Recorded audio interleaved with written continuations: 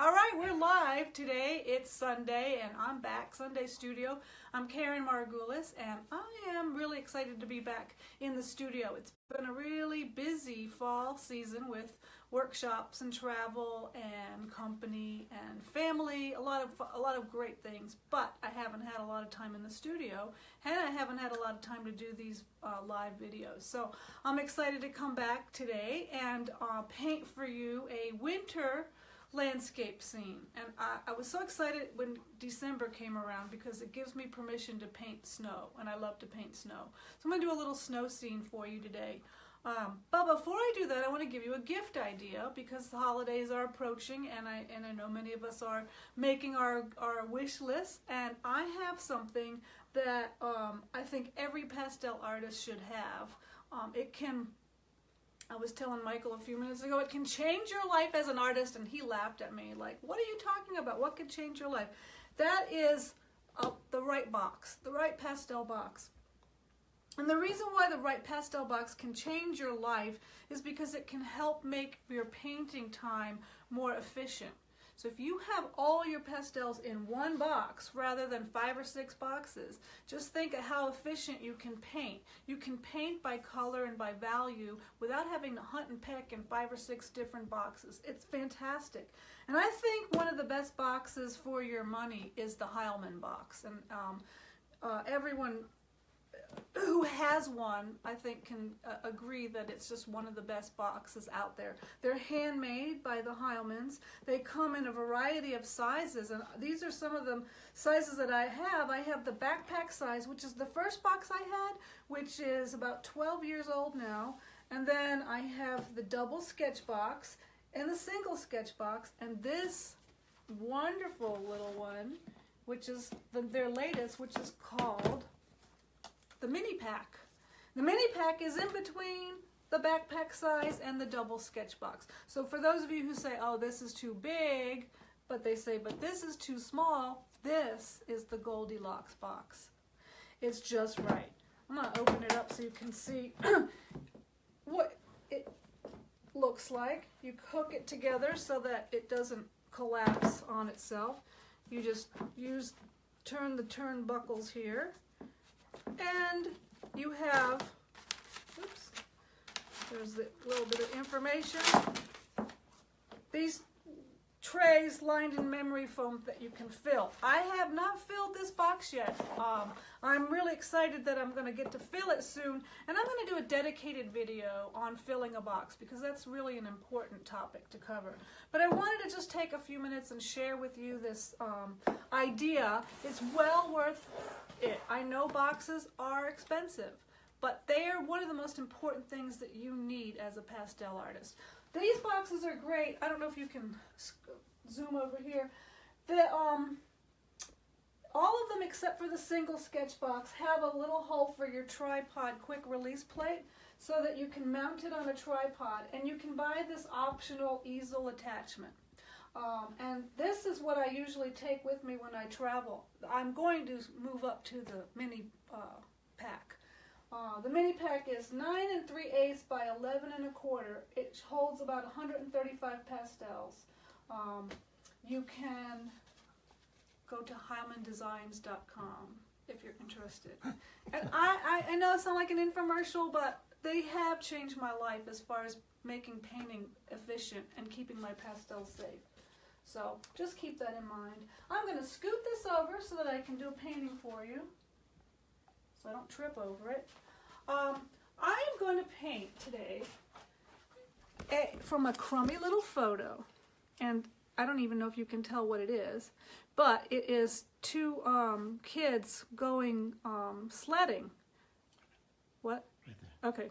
They're going sledding. It's in Lincoln Park, Chicago, and it was a drive-by shot, meaning we were driving by and I saw the kids and quick took a picture. So it's a terrible photo. But I have enough information that I can hopefully do a painting from it. So what I did was I went ahead and I selected my pastels. The first thing I do when I'm painting winter landscape is I have what I call my snow tray. These are the colors that I'm going to use for all my winter landscape paintings that I'm going to be doing this month. I'll be painting winter all month long. And can join me on my Patreon page right here, just in case you're interested in learning more about painting snow. Then I also have my shadow colors, so the colors that I'm going to put on the shadows of the snow. So that's my snow tray. And then I selected a few others. There's not much going on here, but these are the grays in the background, the tree colors, and the sky colors. And that's what I did. And I wanted to make sure that those colors would work, so I went ahead and I did a small little study. So I just quickly put down the colors to see if those were if I liked the way they were working together. I decided to work on a piece of blue paper today. This is Canson unsanded paper, Canson, and it's just a kind of a muted blue color.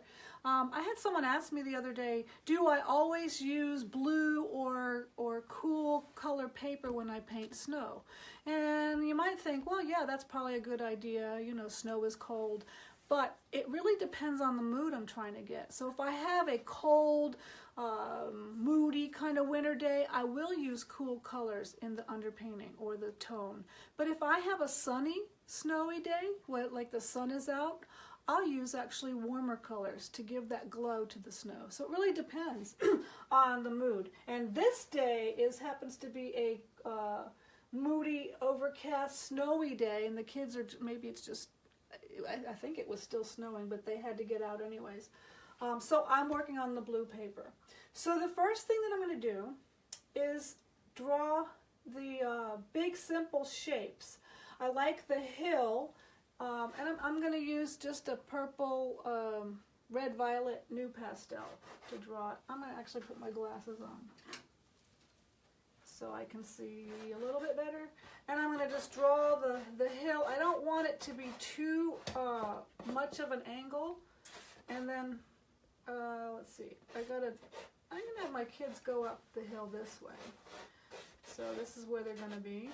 And then I've got some indications of some tree trunks in the distance. And then there's going to be some buildings. And these are just little kind of visual notes that will help remind me where things are going to go in the painting. So once I have that in place, the next thing I'm going to do is block in the darkest areas that I want. And the darkest areas are really going to be the trees, and maybe a little bit in the buildings, but that's really about all. Everything else is not really, there's no super dark in this painting.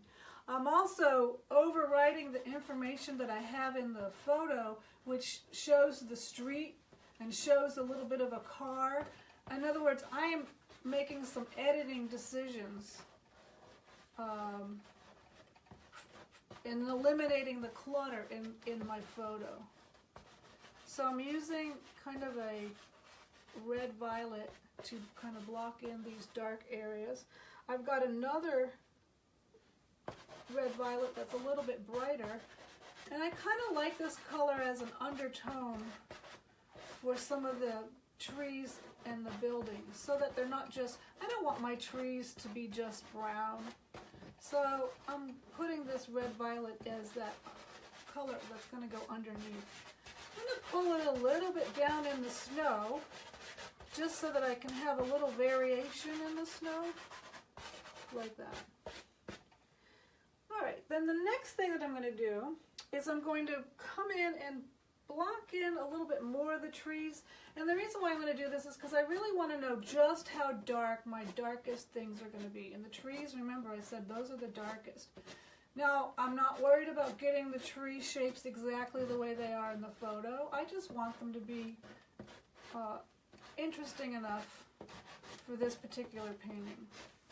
So how do I decide? Well, I have to make sure that they're not all the same shape, size, thickness, that the spacing between them are not too even and regular. So those are the things that I'm thinking about as I'm blocking in the tree trunks. I'm not worried about painting all the little tiny little branches. I'll come and put some of those in at the end of the painting. All right, I'm going to work my way from the background to the foreground. And so to do the background, I want to block in the suggestion that there are buildings, because this was a park, a city park. So behind these trees of the park, this is Lincoln Park, there were buildings, city buildings. Some were taller than others. And so I'm using some very muted, let me hold them up so that you can see up close. Is this good right here? Right here? Mm-hmm. So muted blues and purples and grayed down, very grayed down colors. I'm using these colors to suggest the shapes of the buildings in the distance. And I'm using the side of the pastel just to kind of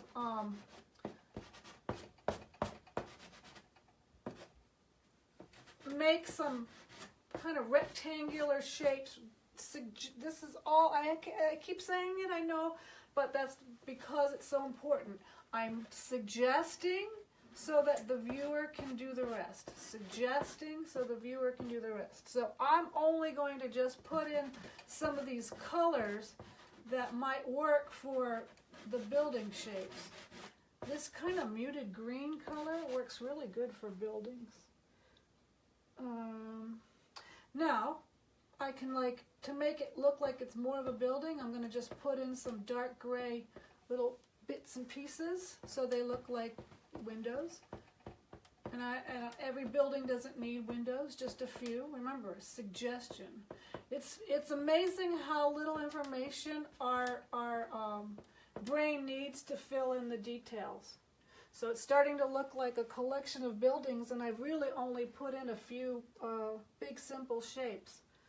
Now I'm going to add some sky, and the sky was kind of, an overcast, kind of snowy, moody, but bright. It was starting to get bright. So I'm using what is this? Kind of a grayed down green and a kind of dull peachy color. Sorry. Can you see? Mm-hmm. Okay. And I'm starting to sneak these colors in and around some of these tree branches. So trying to get some of the negative spaces covered up. I'm going to soften it with my finger because it's I'm not saying the right words. I'm trying to get this feeling of cold weather. Kind of, it's not clear out, right? It's foggy. It's maybe there's going to be a little bit of blowing snow. Like the kids maybe shouldn't be out. It's not good weather, but they're out anyways. So I'm taking the pastel and I'm just kind of scumbling over it just to kind of disguise some of those buildings, to push them back into the behind the trees. And because I got rid of my trees, now I've got to come back and reinforce some of these tree shapes. And you're probably wondering, why am I spending so much time doing this background? Because it's, isn't this about the kids on the sled? Well, I want to establish the background because then it's all done and I'm just working my way forward. And it just, this sets the whole mood, right? What if I had made this bright and sunny? It would affect the way I would paint the snow. So I want to get this kind of in place so I can have an idea of what kind of mood I'm dealing with. All right, now I'm going to move forward and work on the snow. The first thing that I'm going to do in the snow is establish some shadow areas. I want to establish some darker areas in the snow to give a little structure and to give a little movement, because otherwise I've got this big boring area of snow. I'm going to pull over here and pull out my snow tray, and I think maybe I'm going to change my mind, and you're allowed to do that, and I am going to pull the hill that the kids are going to be going up the hill this way. I changed the direction again. And you are allowed to do that. Now I'm painting the shadows in the snow a warm blue in the foreground, a turquoise, But as I go into the distance, those shadows in the snow are going to change, and they're going to get a little bit of a cooler blue. And sneak some snow shadows back in between the tree trunks. So you can see I'm starting to create this kind of leading line going up through the snow, so that the snow isn't going to be just one big boring space. So once I have the shadows in the snow in place, I'm going to then work on the actual snow color itself. So the snow in the distance has to look different than the snow in the foreground, because aerial perspective will make it appear differently. And what I have learned is that white in the distance actually is going to get a little bit warmer and more colorful. So I'm actually going to use this little tiny piece. I'm not going to hold it in the right place. Okay. It's a grayed down dusty rose, kind of pinkish violet. And it works really well for suggesting white or snow in the distance. If I were to use bright white, watch what happens. That's bright white. See how it jumps forward? We want the bright white down here, but if we put it back there, then that jumps forward. Now watch what happens when I dull it down with that kind of rosy, dull rosy color.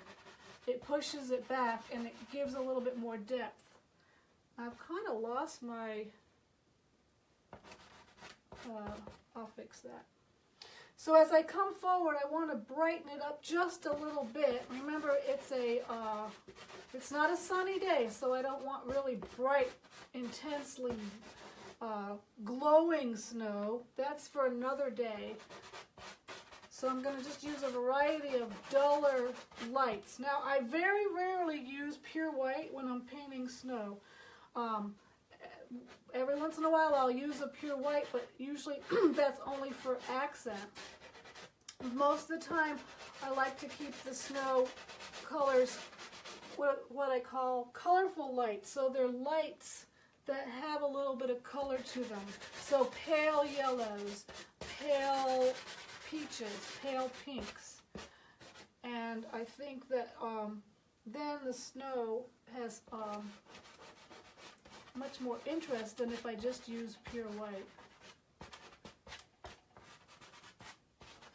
But as I come forward, the snow starts to get brighter. So I'm using, and crisper looking, right? So I'm using a lighter, brighter white in this area. And you can see the difference between the white here and the white, or the lights that are in the distance. So I'm establishing my little hill, and I think I need to make a few, while I'm thinking about it, some tracks, you know, where they've been sledding down. So I'm using a new pastel, a pale pink new pastel, and just kind of creating a few lines that indicate some of the trails that they've been making. But now it's time to put the kids in. So I'm not going to spend too much, I'm not going to draw them. They're just shapes, and they're small. I have to make them small so that they are in the right proportion. So here's one. There's a pink jacket, and the other kid's going to have a blue jacket. I'm just making shapes. And then one kid is going to have a blue, dark blue hat, just another little shape. The other kid's going to have a white hat, just a little mark. They need pants. What color pants? This little kid's going to have some lighter pink pants here. And he can have some kind of gray down blue pants. Now they need their sleds, or they have those little saucers. So I'm going to just make a little mark to make their saucers. And we need to have their footprints, so I'm going to just come in and put their footprints in there. And I can refine this. I mean, I'm just showing you for the effect that it's not about drawing and getting it perfect. I'm going to put this little one's arm, and then I'm going to take, well, I probably don't have it with me. Oh, here it is. I'm going to take a push pin so that I can draw with a pin the little rope attaching to their sled. All right, and then I'm going to just come in and add a few more little footprints with some white.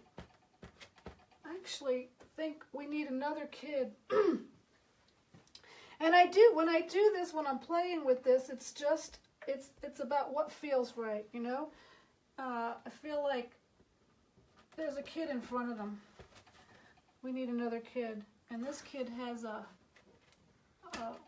red-violet sled. And I'm just trying to keep, you know, you can have a pink hat. She can have a pink hat, pink pants. So it's just fun to play with the little shapes and not get too hung up with having it perfect. And then we can come in and I'm using a dark blue new pastel, so I can get very fine little dancing lines so that I can create a few more lacy branches. And I think we can have just a little bit of snowfall. There's lots of ways that I make falling snow, and I'll be doing those in future videos, especially on my Patreon page. We're going to focus a lot on snow, but this is one way. I'm just using a pure white just to create a few dots here and there. You want them to be not so regular, just so that there's a little bit of movement going on. And that's it. So I hope you enjoyed that little snow painting, the little winter scene, and I'll be back with more hopefully next weekend. So thanks for tuning in, and I hope you enjoyed this demo.